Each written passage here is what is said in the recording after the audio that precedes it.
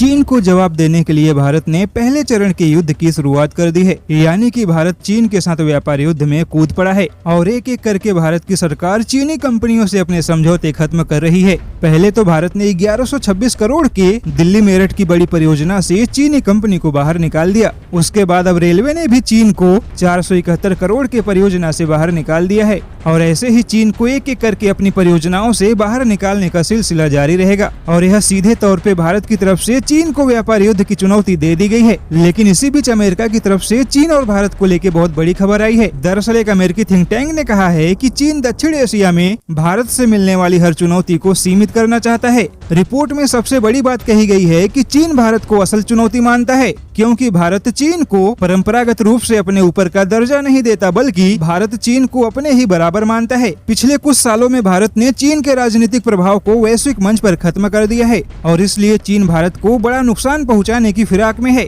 हालांकि इस रिपोर्ट में कहा गया है कि अगर अमेरिका चाहता है कि भारत दक्षिण एशिया की कमान संभाले तो इसके लिए अमेरिका और जापान को मिलकर भारत की अर्थव्यवस्था और सैन्य ताकत को और भी मजबूत करना होगा। रिपोर्ट के मुताबिक चीन के लिए भारत अमेरिका से भी बड़ी चुनौती है, क्योंकि चीन और अमेरिका के बीच में हजारों किलोमीटर का समुद्र है और युद्ध के मोर्चे पर चीन अमेरिका की तरफ से कम और भारत की तरफ से ज्यादा खतरा महसूस करता है। रिपोर्ट में साफ तौर पे कहा गया है कि अगर दुनिया को चीन के बढ़ते खतरे और विस्तारवाद की नीति से बचाना है तो अमेरिका और जापान जैसे देशों को भारत के हाथ और भी ज्यादा मजबूत करने पड़ेंगे, क्योंकि चीन के पड़ोस में कोई देश अगर चीन को टक्कर देने की ताकत रखता है तो वह केवल भारत ही है, क्योंकि भारत न केवल एक बड़ा लोकतांत्रिक देश है बल्कि भारत के पास चीन का मुकाबला करने के लिए एक बड़ी और शक्तिशाली सेना भी है, जो कि चीन के किसी भी पड़ोसी देश के पास नहीं है। इसलिए पारंपरिक और सामरिक तौर पे भारत ही चीन को चुनौती दे सकता है और बाकी देशों को भारत के सामरिक शक्ति को मजबूत करने की पूरी कोशिश करनी चाहिए।